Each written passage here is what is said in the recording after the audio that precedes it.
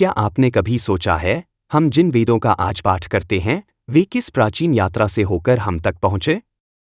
शाखाएं क्या हैं और इन्होंने वेदों को कैसे संभाला? कैसे मंत्रों की ध्वनि पीढ़ियों तक अटूट बनी रही?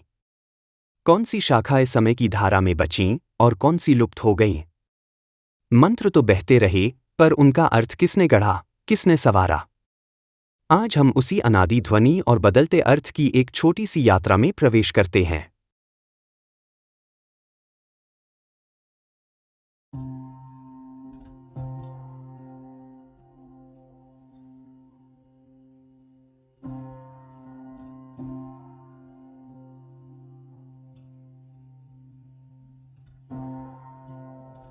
वेद किसी एक काल में रचित ग्रंथ नहीं हैं और न ही किसी एक ऋषि परंपरा की सीमित कृति। वे हजारों वर्षों तक सिर्फ ध्वनि के रूप में जीवित रहे, श्रुति के रूप में। ऋषियों से शिष्यों तक, फिर उनसे आगे अगली पीढ़ियों तक एक सतत ध्वनि परंपरा जिसने मंत्रों को बदलने ही नहीं दिया। यही परंपरा समय के साथ कई धाराओं में विभाजित हुई, जिन्हें शाखाएं कहा गया, और प्रत्येक शाखा का अपना विशिष्ट संहिता पाठ होता है। ऋग्वेद की आज जो संहिता हमारे पास है, वह मुख्यतः शाकल है, सबसे संरक्षित और व्यवस्थित शाखा। पर इसके साथ अन्य शाखाएं भी थीं। बाष्कल, जिसमें कुछ अतिरिक्त सूक्त थे, आश्वलायन, जो पाठ और उच्चारण में थोड़ी भिन्न थी, शाखायन, जिसकी अपनी वैदिक परंपरा थी, और मांडूकायन, जो आज लगभग विलुप्त के समान है। ये शाखाएं किसी मतभेद की तरह नहीं थीं, ये एक ही नदी की अलग अलग धाराएं थीं, अपनी अपनी लय के साथ। समय की यात्रा में इन 5 में से केवल शाकल संहिता सुरक्षित रही, और आज हम ऋग्वेद को उसी रूप में जानते हैं।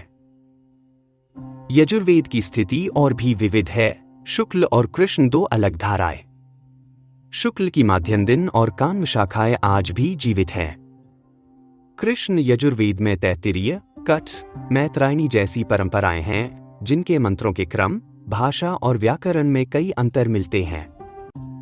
सामवेद की कौथुम, जैमिनीय और रामायणीय शाखाएं संगीत परंपराओं की तरह अपनी अपनी धुनों में मंत्रों को गाती हैं।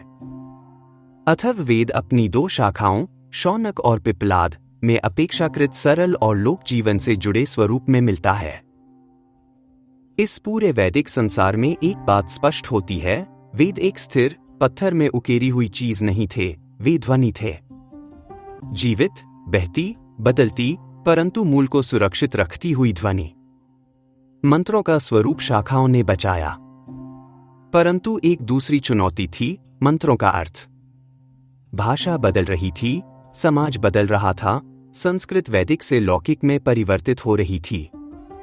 ऐसे में वेदों के शब्द अब स्वाभाविक रूप से समझ में नहीं आते थे।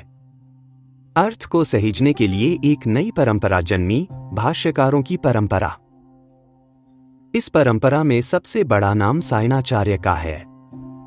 14वीं शताब्दी में उन्होंने चारों वेदों पर विस्तृत भाष्य लिखा। उनका दृष्टिकोण मीमांसा पर आधारित था, अनुष्ठान, यज्ञ, कर्मकांड। उनके लिए वेद देवताओं के स्तवन से अधिक एक यज्ञीय विज्ञान था। इसलिए उनका अर्थ वही था जो अनुष्ठान के अनुकूल हो।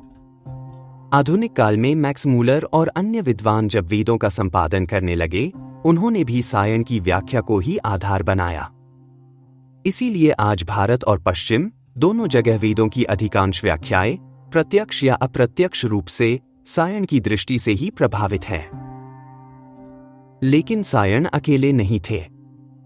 उनसे पहले और बाद में कई भाष्यकार हुए जिन्होंने वेदों को अलग अलग दृष्टि से देखा। उव्वट, जिन्होंने यजुर्वेद और सामवेद पर सरल और व्यावहारिक भाष्य लिखे। महीधर, जिनका भाष्य सायण से छोटा पर कई जगह अधिक भाषा शास्त्रीय माना जाता है। स्कंदस्वामी, जिन्होंने ऋग्वेद के कई स्थलों पर वैकल्पिक व्युत्पत्तियां दीं, जो सायण से भिन्न और अधिक दार्शनिक थी। इन सभी की व्याख्याएं एक प्रमाण देती हैं कि वेदों का अर्थ कभी एक रूप नहीं था, वह परंपरा के अनुसार बदलता रहा। समय आगे बढ़ा और आधुनिक युग में 2 बड़े नाम प्रकट हुए जिन्होंने वेदों की व्याख्या को फिर से नए दृष्टिकोण दिए, स्वामी दयानंद सरस्वती और श्री अरविंदो। दयानंद का दृष्टिकोण अत्यंत स्वाध्याय प्रधान था। उन्होंने वेदों में प्राकृतिक, नैतिक और आध्यात्मिक अर्थ खोजे, पौराणिक व्याख्याओं को वे स्वीकार नहीं करते थे। उनके लिए वेद शाश्वत ज्ञान का स्रोत थे, किसी विशेष कर्मकांड तक सीमित नहीं। दूसरी ओर श्री अरविंदो ने वेदों को एक आध्यात्मिक और मानसिक प्रतीकवाद के रूप में समझा। उनके लिए अग्नि केवल यज्ञ की अग्नि नहीं, बल्कि मानव चेतना की शक्ति थी। इंद्र बाहरी देवता नहीं, बल्कि भीतर उठने वाली तेजस्वी और जागृत बुद्धि के प्रतीक थे। उनकी व्याख्या वेदों को मनोवैज्ञानिक और योगिक धरातल पर ले जाती है। इस प्रकार वेदों को समझने के दो स्तंभ स्पष्ट होते हैं। पहला, वेद शाखाएं जिन्होंने मंत्रों की ध्वनि को बचाया, और दूसरा, भाष्य जिन्होंने मंत्रों का अर्थ दिया।